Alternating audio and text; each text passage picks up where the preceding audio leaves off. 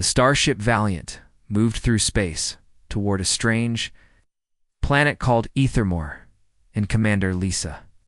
Grant sat in her chair watching the view screen with wide eyes because what she saw made no sense at all. The planet below had cities made of crystal and silver that reached up toward two moons hanging impossibly close in the sky, and flying around those towers were dragons, and real actual dragons, with scales that reflected light from 3 different suns. Lisa had been in space for 15 years, but nothing prepared her for this moment, and she gripped her armrest tighter as the ship shook and descended through amber-colored clouds. Lieutenant Amy Brooks called out from her station that the readings were crazy, and some of the life signs below showed creatures thousands of years old, and Lisa felt her heart beat faster because they had followed a distress signal for 3 months across unknown space, and now they were finally here. The landing platform appeared beneath them like magic, and it seemed to be made of solid light, and the Valiant settled down gently, and Lisa stood up and straightened her uniform and told her team to get ready. She took Amy with her, and also Dr. Kate Morgan, who studied alien life, and pilot Danny Hill and security officer Maya Torres, and they all wore light armor with weapons ready just in case, and they stepped out onto the platform. The air felt strange and full of energy that made their scanners stop working, and they could only use their eyes now, and Lisa looked around at the impossible architecture and felt very small. Then a voice spoke, and it was beautiful and powerful and made Lisa feel like she was hearing music, and the voice said, "Welcome, wanderers of the void." A woman appeared between columns of light, and she was the most beautiful being Lisa had ever seen, and her skin glowed like moonlight, and her hair was silver and dark blue, and fell down her back in waves, and her eyes burned like dying stars. The woman wore armor that looked like it had been grown instead of made, and it had dragon scales mixed with living vines that glowed softly, and she stood tall and proud and radiated power. The woman said she was Queen Lyra of the Starborn Elves, and beside her something huge appeared that made Danny gasp and stumble backward in fear. The dragon was as big as a fighter jet, and its scales changed colors that humans had no names for, and it looked at them with intelligence that felt almost human, and when it spoke, its voice was like thunder in their chests. The dragon said its name was Ember, and that it had been bonded to Lyra since the first dawn of this world, and they were grateful that someone had answered their call, but also suspicious. Lisa forced herself to step forward, even though every instinct told her to run away, and she looked into the queen's eyes and said they had received the distress signal and came to help. Something changed in Lyra's face, and maybe was surprise or pain, and she said the distress signal was sent long ago when enemy ships first appeared, and that was 2,000 years ago by human counting. And she asked why it took so long for them to arrive. Lisa's mind raced because 2,000 years made no sense, and the signal they received was only 3 months old, and it sounded urgent and recent. Dr. Kate Morgan spoke up, and her voice was steady despite her obvious fear, and she said they only got the signal 3 months ago, and it talked about an invasion and about the world being overrun by something called the Void Swarm, and she asked if that threat had existed for 2,000 years. Lyra looked at Ember, and the dragon narrowed his eyes, and Lyra confirmed that the Void Swarm arrived 20 centuries ago from beyond normal space, and they were creatures of pure hunger and evil, and for 2,000 years, the elves had fought them. Alone, Lyra's voice grew harder as she spoke, and she said they had held the line and prevented the swarm from spreading to other worlds, and for 2,000 years, they fought without help from anyone. Emmy stepped forward to ask about the signal, but Ember interrupted, and smoke came from his nostrils, and he said the signal was sent when their defenses first fell, and when the previous queen died in battle, and when they thought they would lose everything, but they adapted and survived and learned to fight creatures that existed partially outside reality itself. Lisa felt the weight of what they were hearing, and this was not a rescue mission anymore, and this was first contact with people who had been fighting a war longer than some human countries had existed. Lyra stared directly at Lisa and asked why she avoided the question, and said she sensed hesitation, and asked if it was her appearance or her power or the knowledge that the elves had suffered while humans stayed safe in their corner of space. The question felt pointed and almost accusatory, but there was something vulnerable beneath it, and Lisa opened her mouth to explain that she was just processing everything and trying to understand, but before she could speak, alarms blared across the city, and dragons took flight in huge groups, and their riders mounted up with practiced speed, and the sky itself seemed to tear open. Through the tears came things that hurt to look at, and they were creatures made of shadow and teeth, and beings that seemed to exist in multiple places at once, and ships that moved in ways that broke the laws of physics. Lyra said coldly that it was the Void Swarm, and they had sensed the human arrival, and they were hungry for new worlds to consume. And she said, "Welcome to Ermor." And now the humans would see what the elves had fought for 2,000 years. Roared, and the sound shook the platform, and Lisa watched as Queen Lyra jumped onto the dragon back with grace that seemed impossible, and they took flight together, moving as one. Being Maya put her hand on her weapon and asked what their orders were. Lisa watched the queen disappear into the chaos of the sky, leading her forces against horrors from beyond reality, and she thought about the question Lyra had asked, and the hurt beneath the accusation. Why do you avoid me and not avoid them? But avoid me specifically, Lisa said firmly, that they would fight because they came to help, and that was exactly what they were going to do. And she told her team to get back to the ship and arm everything they had. She said if the elves had been holding the line for 2,000 years, then the least humans could do was stand with them for one day. As her team ran back to the valiant, Lisa looked up at the battle in the impossible sky, and she had a feeling that the queen question went deeper than she understood, and that before this war was over, she would need to find an answer. The real question was whether she would survive long enough to give it. And as the ship weapons powered up and the sky filled with fire and shadow, Lisa felt something change inside her. She had come here to answer a distress call, but now she realized she had found something else, and something that made her want to fight harder than she ever had before. And as the first wave of Void Swarm creatures approached, the valiant Lisa smiled grimly and prepared for battle. War had found them, and now they would show these ancient elves what humans were made of. The valiant weapons came alive with power, and Lisa crew took their positions at their stations, and through the view screen the sky was a nightmare of twisting shadows and blazing dragon fire. The Void Swarm moved like living darkness, and their forms were unstable, and they flickered between different realities, and they descended on the crystal towers of Ethermore like a plague. Amy shouted over the alarms that target lock was impossible because these things did not stay in one reality long enough for the systems to track them. Lisa told her to fire where they were going to be and not where they were, and to find their pattern and figure out their rhythm. Kate Morgan worked at another console, and her fingers moved fast across the displays, and she said she was detecting something interesting, and the elves were not just fighting, but synchronizing with their dragons. It was like a mind link, but biological, and they were predicting the swarm movements through some kind of shared awareness. Lisa asked if they could tap into it, and Kate said not without equipment they did not have, but she could try to copy their attack pattern and feed it to the targeting system. A massive explosion rocked the Valiant as one of the shadow creatures appeared inside their shields, and Maya was already moving with her rifle firing, but the creature absorbed the energy like it was food. Maya yelled that regular weapons were useless, and she dove behind cover as the thing attacked with limbs that existed in too many directions at once. Then Ember was there, and he smashed through the hull with controlled force, and the dragon claws tore into the void creature. But it was not the physical attack that killed it. It was the fire from Ember mouth and flames that seemed to force the creature to stay in reality before burning it to nothing. Queen Lyra sat on the dragon, and her armor glowed with combat power, and she looked at Lisa through the torn hull, and for a moment their eyes met, and there was a question in that look before Lyra turned Ember back to the main battle. Danny asked if she'd just saved them, and Lisa confirmed that she did, and said something was clicking in her mind, and she told Kate to analyze those flames. Kate fingers danced across her console, and she said the fire was not normal fire, but a form of energy that forced the Void Swarm to exist fully in their reality and made them vulnerable.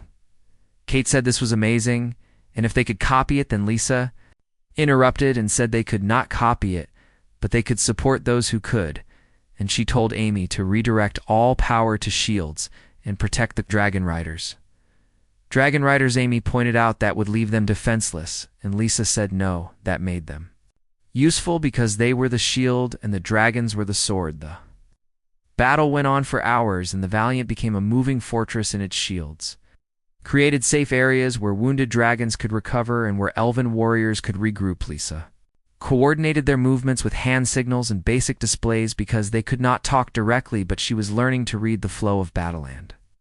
Through it all, she kept seeing Lyra, and the Queen was everywhere at once, commanding her forces, with brilliant tactics and fighting with deadly grace.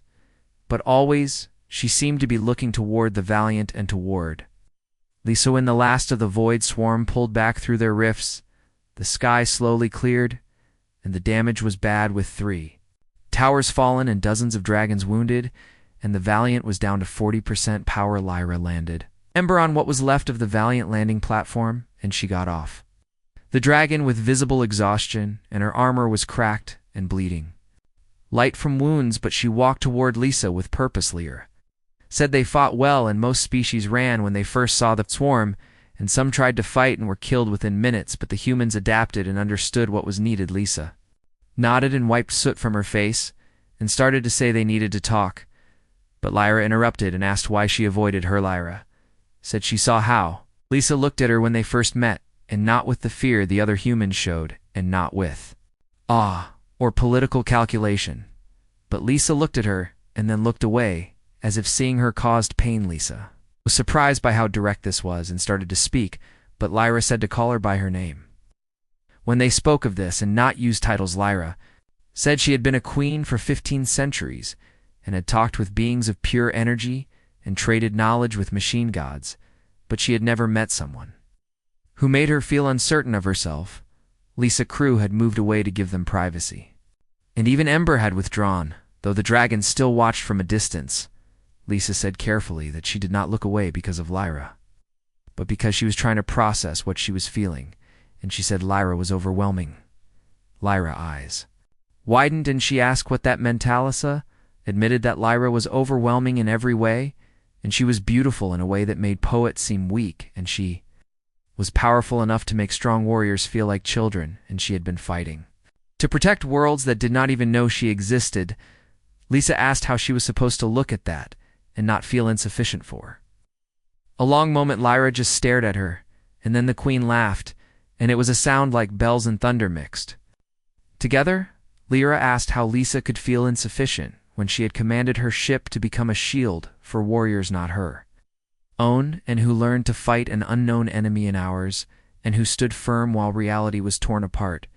Lyra stepped closer, and Lisa held her ground despite instinct telling her to back away, and Lyra said she asked the question because she felt something she had not felt in centuries. She felt interest and connection, and when she looked at Lisa, she saw someone who understood the weight of command and the burden of protecting others, and she saw someone who might understand her. Lisa said quietly that she was human and would live maybe a century, while Lyra had already lived 15 times that. And what kind of connection could there be? Lyra replied that it was the kind that mattered, and the kind not measured in years but in understanding. And she asked Lisa why she really came when she heard the signal. Lisa thought about the haunting song that had drawn them across the stars and said because someone was calling for help and she could not ignore it. Isla asked if she would have come. She knew the signal was 2,000 years old. Lisa said yes. Without hesitation, Isla asked why. Lisa said because Lyra needed help 2,000 years ago, and no one came, and that was still a debt that should be paid. Lyra smiled, and it changed her face from something otherworldly to something Lisa could almost relate to. And she said that was why she wanted to know Lisa better. That was why she asked, because in 2,000 years many species had passed through, and most ran, and some joined briefly, and none stayed, and none none stayed, and none cared about a debt older than their civilizations. An alarm sounded. An Amy voice came through, saying they were detecting another wave forming, and it was bigger than the last and would arrive in 20 minutes. Lisa and Lyra looked at each other, and something passed between them, and it was understanding and respect, and the beginning of something neither could name yet. Lyra asked if Lisa would fight beside them again. Lisa said they came to help, and that had not changed, but after this battle, if they survived, she wanted to understand, and she wanted to know about the war and about the Elven people and about how they held the line so long. She said she wanted to know. Lyra herself, the queen's smile grew wider, and she said she wanted to know. Lisa too, and wanted to understand the species that sent a single ship to answer a call 2,000 years old. But first they had a battle to win. Lyra turned to leave and to mount Ember again, but she paused and said that Lisa should stop avoiding her gaze because she found she quite liked it when Lisa looked at her before Lisa could respond. Lyra was gone and soaring into the sky on Dragonback and rallying her forces for the next fight. Lisa stood on the damaged deck with her crew moving around her in organized chaos and preparing for battle. Amy called asking for orders. Lisa watched Lyra command her forces in the distance and watched the coordination between dragon and rider and watched a queen who had fought for 2,000 years lead her people once more. Lisa said they would do what they came to do, and they would fight. And when this was over, they would find a way to end this war, not just for today, but forever. Donnie said that was ambitious. Lisa replied that answering a 2,000-year-old distress signal was also ambitious, and they were already committed, so they might as well commit fully as. The next wave of Void Swarm began tearing through reality. Lisa realized something important. Iriah did not ask why Lisa avoided looking at her because of pride or offense, but because after 2,000 years of war, she had finally found someone who saw her not as a symbol or weapon, but as a person, and Lisa, despite how impossible it all was, had begun to see Lyra the same way. The battle ahead would be brutal, but for the first time since arriving, Lisa felt they were fighting for something more than survival. They were fighting for understanding and for connection, and perhaps for something that neither human nor elf had words for yet. The second wave was much worse than the first, and the Void Swarm came in numbers that blocked out all three suns in their reality-bending forms. Created storms of impossible things across the sky. Lisa commanded the Valiant through what felt like the longest 6 hours of her life, and even as exhaustion hit her crew hard, she noticed something strange. That elves were tired, and not just from this battle, but from a deep weariness that went into their bones, and she saw it in how some dragon riders hesitated too long, and how their formations had gaps that should not exist in a force with 2,000 years of practice. When the swarm finally pulled back, Lisa made a choice, and she told Amy to take command of the ship, and told Kate and Maya and Danny to come with her. Kate asked where they were going, and Lisa said to get answers. They found Lyra in what looked like a war room, but was more alive than any human military building, and the walls were made of living crystal that showed tactical information through glowing patterns. Lyra stood before a map of the sector, and Ember was coiled around a platform nearby, with his huge head resting on his closet. Queen looked up as they entered, and her armor was off, showing simple clothes beneath, and without the royal gear, she looked younger somehow, and more tired. Lyra greeted them and said she assumed they were here for the conversation they had delayed. Lisa said directly that something did not make sense, and she said Lyra had technology that made human tech look primitive, and had dragons that could control reality, and had warriors who had been fighting longer than human civilization existed. So Lisa asked why they were losing. Kate winced at the bluntness, but Lyra just nodded slowly, like she had been waiting for someone to ask. Lyra said simply that they were dying, and not in battle, and not directly, but dying of time itself.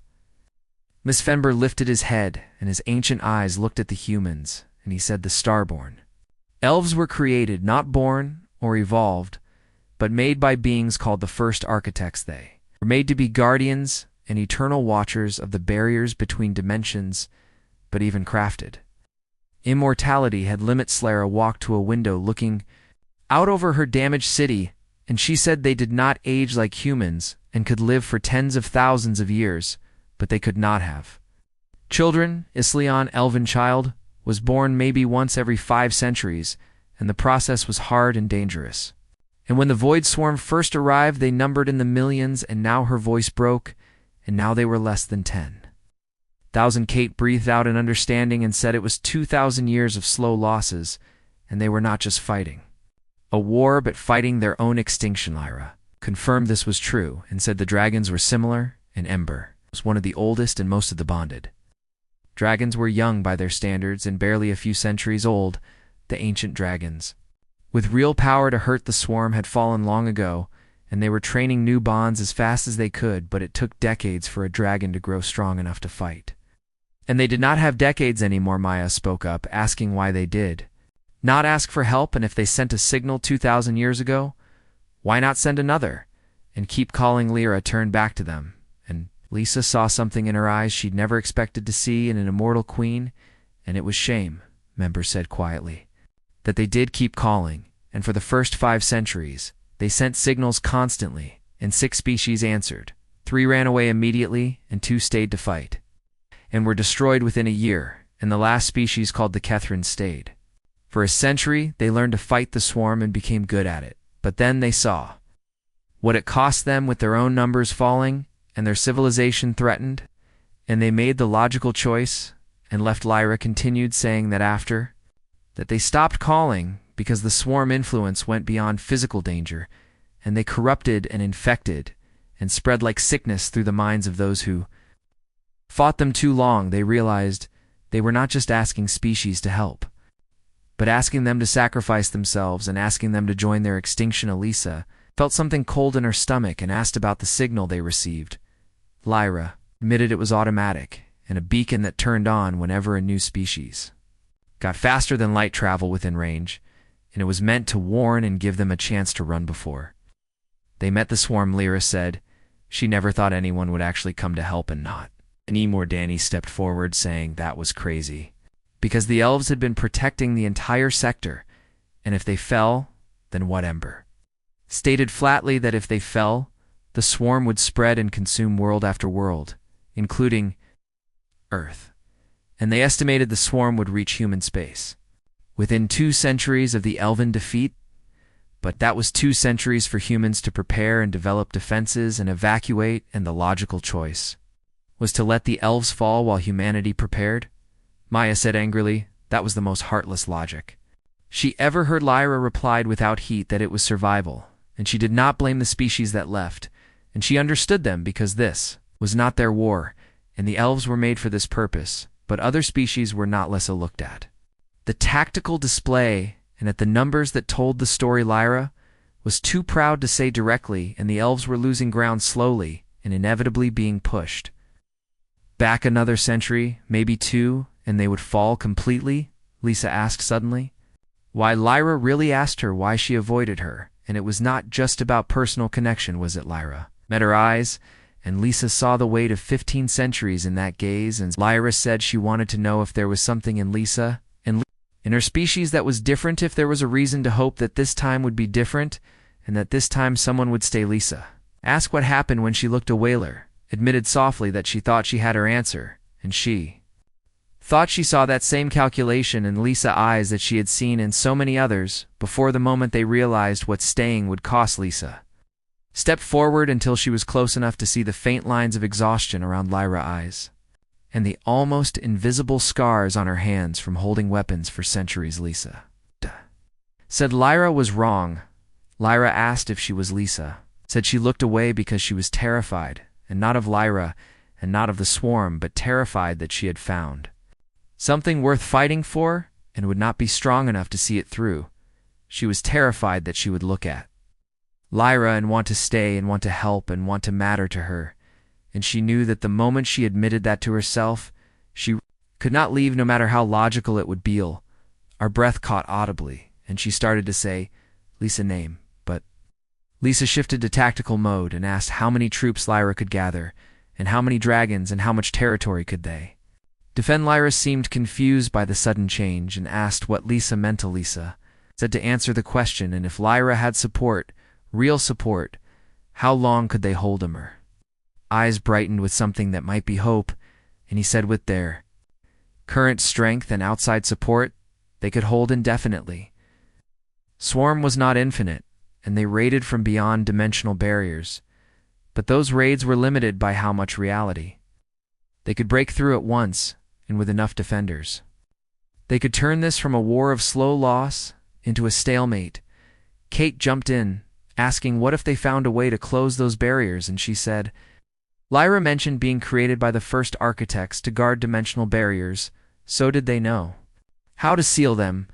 Lyra exchanged a look with Ember and said in theory, yes, but the energy needed would be huge, and it would take the combined life force of thousands of their people, and they simply did not have those numbers anymore. Kate pressed on, saying maybe they did not need life force and maybe they needed raw energy, and humans had fusion reactors and antimatter generators and quantum batteries. They had an entire civilization worth of power generation that developed separately from the elven magical approach. And what if they could combine human technology with elven knowledge? For the first time since Lisa met her, Lyra looked truly shocked, and she said she never considered that life force requirement came from the nature of barrier sealing, and it needed consciousness to bind dimensional reality. But if human machines could generate equal energy, and the elves could direct it through their ritual systems, then maybe it could work. Ember finished, saying it might actually work, and his voice rumbled with excitement. Danny pointed out that this assumed humanity would commit to the war, and Lisa could not make that choice alone, and this would need fleet resources and maybe thousands of people and years of fighting. Lisa agreed she could not make that decision, but she could make a recommendation, and she could stay here with the Valiant and any crew who wanted to volunteer while the decision was being made. They could. By time Lyra asked why, and Lisa heard the real question behind it, about why risk everything for people you just met. Lisa stepped even closer until there was barely space between them, and she said because when she looked at Lyra, she did not see someone who had been fighting for 2,000 years. She saw someone who had been protecting people who would never know her name, and she saw someone who sent away species to save them rather than chain them to a losing war. She saw someone who earned the right to not fight alone anymore. Lisa reached out and took Lyra's hand, feeling the warmth of it and the rough spots from weapons and the slight shake that showed the Queen exhaustion. 3 weeks had passed since that talk in the war room, and Lisa was beginning to understand the true size of what they were fighting against. The Valiant had become a permanent part of a Thermore defensive system, and her crew had learned so much about both the Swarm and their elven friends in ways that would change human science forever. Dark Kate Morgan had barely slept and spent every moment studying the dimensional mechanics of both Dragonfire and Void Swarm attacks, and the breakthrough came on what Lisa called Tuesday, though. Ithermore 3-sun cycle made Earth calendars meaningless. Kate burst into the command center where Lisa was looking at defensive positions with Lyra, and the Queen had started working aboard the Valiant, claiming it was more efficient than flying between locations. Lisa suspected the real reason was simpler, but neither of them had talked about it directly, yet Kate announced excitedly that she got it, and she had found the answer. Lisa looked up from the holographic display and asked what she got. Kate said the connection and the reason. Dragonfire worked when human weapons did not, and she pulled up a bunch of data on another screen. The Void Swarm existed partially in dimensional subspace, and they flickered between realities, making them nearly impossible to target. But Dragonfire did not just burn, but anchored them, temporarily forced dimensional frequencies to match, and made the Swarm exist fully in their reality. Lena leaned forward with interest and said they always knew this by feeling, but never understood how it worked.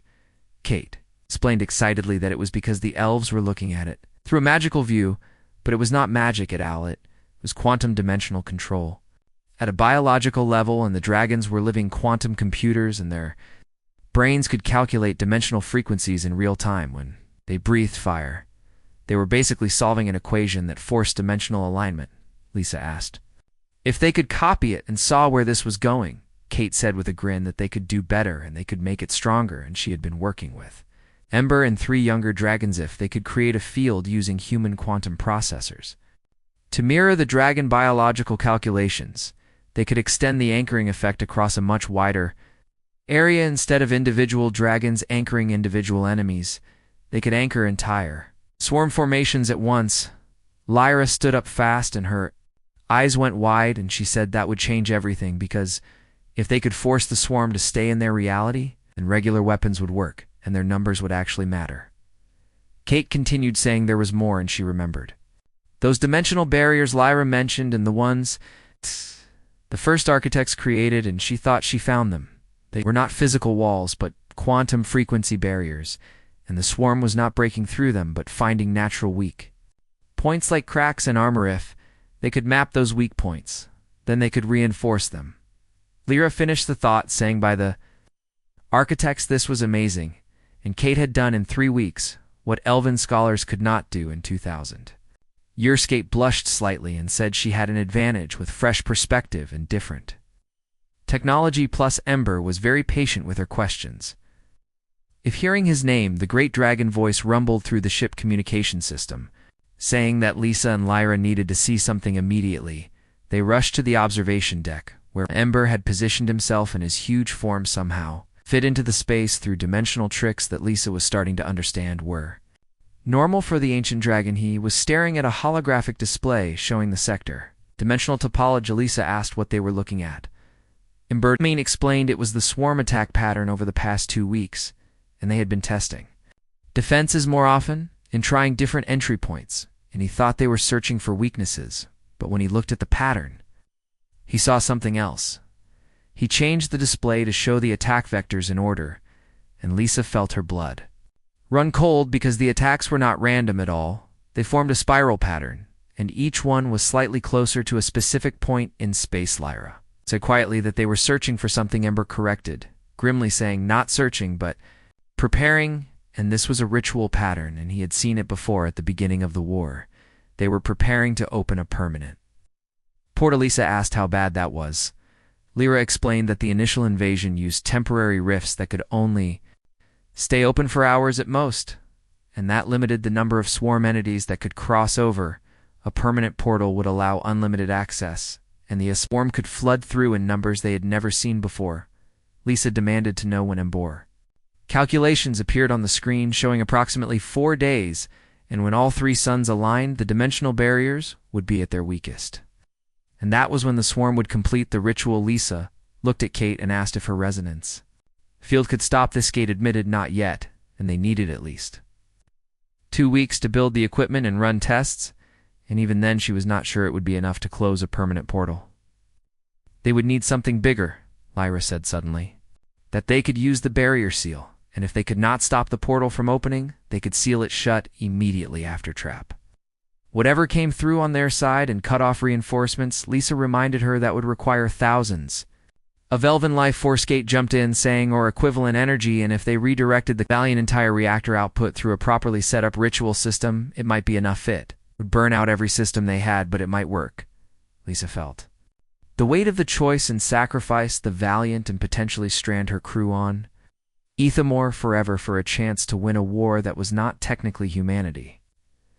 She looked at Lyra, who was watching her with a carefully neutral expression, and clearly refusing to influence the choice. Lisa asked how many elves would survive if they did nothing. Ember answered honestly, saying a few hundred, and they would retreat to their deepest shelters and seal themselves away. And by maybe another century, but the sector would fall. Lisa asked about humanity's chances of surviving when the swarm reached them. Lyra admitted they were better than most species, because humans were clever and adaptive and resourceful, and they might hold for a generation. Maybe 2, but at great cost. Lisa nodded slowly, then opened a communication channel and said, "Attention all valiant crew, this is Commander Grant," and she was calling a vote no command decision and no orders, but just a choice, and they all knew the situation, and they could sacrifice the ship to seal the portal and potentially end the war, but strand themselves here. They could retreat and report back and let Earth Command make the decision with full resources, and they had 1 hour to register their vote. She closed the channel and found Lyra staring at her in shock, asking if she was letting them choose. Lisa said they were not soldiers, but explorers and scientists and volunteers, and this was not a chain of command decision, but a moral choice, and everyone got a say. The hour moved slowly, and Lisa spent it walking the ship and talking with crew members and listening to their fears and hopes. Some wanted to leave, and she understood that, and some wanted to stay, and she understood that too. When the time came, she gathered in the mess hall with all 43 crew members. Amy stood to announce the results, saying the vote was in, and 41 chose to stay, and 2 chose to leave. Lifla blinked in surprise and asked who the 2 Whammy confirmed it was Henderson and Bryce from engineering, and they had families back home with kids. Lisa nodded immediately, saying they would drop them at the nearest human outpost before they began, and no judgment and no questions, and she asked if anyone else wanted to reconsider. No one moved. Lisa said all right then, and told them to figure out how to save a galaxy over. The next 3 days the Valiant transformed completely, and Kate and the Elven scholars worked without stopping, and converted the human ship into a massive energy channel. Lyra coordinated defensive positions and prepared for the battle that would come when the portal opened. And in quiet moments, when planning was done and the ship was dim during sleep cycle, Lisa and Lyra found themselves drawn together. They stood on the observation deck watching Ethermore 3's suns slowly moving toward alignment. Lyra said quietly that she had not thanked Lisa for staying and for believing this war was worth fighting. Lisa replied that she had not thanked Lyra for fighting it alone for so long and for holding the line until humans got here. Lyra turned to face her, and Lisa was struck again by the weight of years in those eyes, and Lyra said she had lived 15 centuries and seen civilizations rise and fall and loved and lost more than most beings could survive. In 3 weeks, Lisa had made her feel something she thought she had forgotten. Lisa asked softly what that was. Lyra said, simply hope and also fear, because now she had something to lose again, and someone to lose. Lisa reached out, taking Lyra's hand, and said the feeling was mutual, and she came here to answer a distress call and did not expect to find someone worth everything this was going to cost. Lyra pointed out they might die in 4 days. Lisa agreed they might, but they would die fighting for something that mattered and together. And that was more than most people got. Lyra pulled her close, and Lisa let herself be held by someone who could remember when humanity was still learning to make fire, and it should have been scary, but instead it felt like coming home. The alarms that broke the peace were different from anything Lisa had heard before, and they were not electronic warnings, but something deeper and more basic. It was a sound that Ember explained was reality itself screaming as it was being torn apart. The Void Swarm ritual had started ahead of schedule, and the sky above Ethermore changed into a nightmare, and the 3 suns, not yet fully aligned, strained against forces that pulled at their orbits. The dimensional barriers that had held for thousands of years were tearing like paper. Lisa shouted for all hands to stations and ran to the bridge with Lyra beside her, and she asked Kate how long until they could activate. The sealed R. Morgan face appeared on the communication screen, covered in sweat and exhaustion, and she said the ritual framework was ready, but if they did this now without the full sun alignment, the energy drain would be huge. They might not survive it. Lisa asked what would happen if they did not do it now. Kate said the portal would stabilize fully, and the framework they built would not be enough to seal it. Lisa looked at Lyra and saw the same thinking running behind those ancient eyes, and Lisa said they would do it now.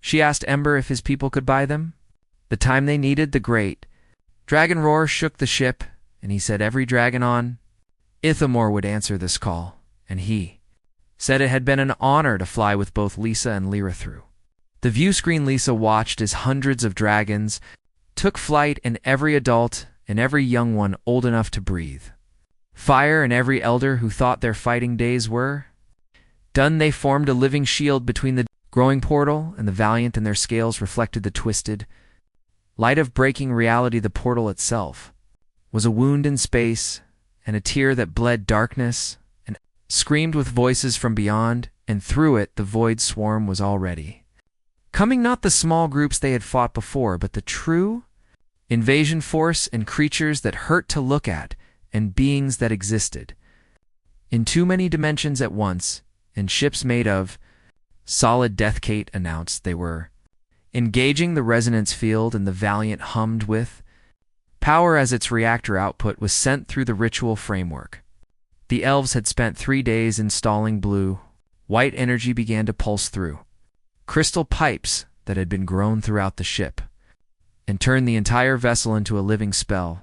The effect was immediate, and the anchoring field went outward in a sphere that covered half the battlefield. And Void Swarm entities caught in it suddenly became solid and fully real and vulnerable. The elven dragons fell on them like falling stars, and their fire was now devastating against enemies that could not phase between dimensions. Ami shouted from tactical that it was working, and casualties were dropping by 70% in the affected area, but the portal kept growing, and for every swarm entity the elves destroyed, 10 more came through, and the ritual the swarm had begun was feeding on itself, and reality was collapsing inward toward that dimensional wound, Lyra said quietly and pointed at the tactical display, and the portal expansion had a pattern and a spiral that was rotating toward a specific point in space. Lisa realized it was not random. Lyra confirmed grimly that they were aiming at the planet core, and if they broke through, if their more dimensional foundation, the entire world would become a permanent portal. The swarm would not just have access to this sector, but would have a position that could never be closed. Lisa demanded to know how long until they reached the Korumbar. Voice came through, strained with effort, as he fought, saying 17 minutes. And after that sealing, the portal became impossible. Lisa looked at the ship's status, and the reactor was already running at 120%, and the crystal pipes were glowing white hot. She asked Kate if they could speed up the seal. Kate replied not without burning out the reactor and killing everyone aboard, and she said they needed the full ritual sequence, and it took 20 minutes minimum. Lisa said then they needed to find a way to slow the portal expansion, and she opened communication to all frequencies. She announced this was Commander Lisa Grant of the Valiant to all forces, and they needed to physically block the portal expansion, and told everyone to form up on her. Lyra asked with alarm what Lisa was planning. Lisa admitted something incredibly stupid, and she turned to Amy and told her to move all shield power to forward projection and concentrate it into the narrowest beam they could manage. Understanding showed on Amy's face, and she said if they flew into the portal with shields set up like that, then Lisa finished saying they would be a dimensional stake. They would physically disrupt the expansion, and by Kate the time she needed. Lyra said flatly that was suicide, and the moment they entered that portal, the swarm would tear them apart. Lisa countered, saying not if they had dragons flying cover, and she said she needed Lyra to coordinate the aerial defense ember, and the elders could protect them long enough for Kate to complete the seal. Lyra said no with absolute authority and said she would not let Lisa do this. Lisa interrupted gently, saying Lyra did not have a choice, and this was what they came here to do, and save the sector and end the war, and sometimes that meant making the hard call. For a moment, immortal queen and human commander stood locked in a silent battle, and then Lyra's shoulders dropped, and she said Lisa was asking her to watch her. Lisa replied she was asking Lyra to trust her and to be ready to seal that portal the moment they had bought enough time. She turned to her crew and said everyone except essential flight crew should evacuate to the Elven City, because this was going to get rough. Maya said with respect that they voted to stay, and that vote still stood around the bridge. Her crew nodded in agreement, and Lisa felt her throat tighten but did not argue.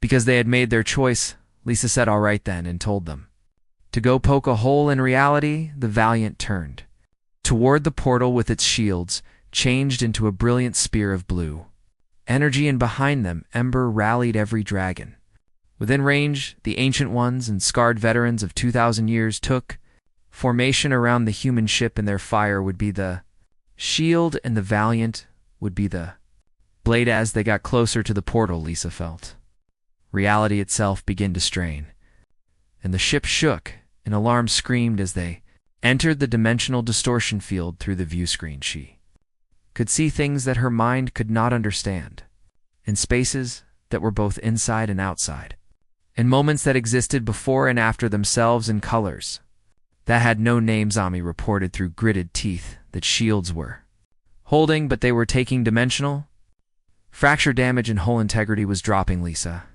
commanded to keep them steady and told Kate to start the seal sequence from deeper in the ship. She heard Kate's voice begin the ritual chant and human words mixed with ancient Elven phrases that had been taught to her by Lyra. Scholars, the valiant reactor output climbed higher to 130% and then 140. Hit the portal edge and reality screamed the void swarm. Fell on them like a wave of living darkness, but ember. And his kind were there, and ancient dragons, whose names had been spoken in legend across a dozen worlds there. Fire was not just flame, but concentrated star energy in reality, itself made into a weapon against beings that tried to unmake it.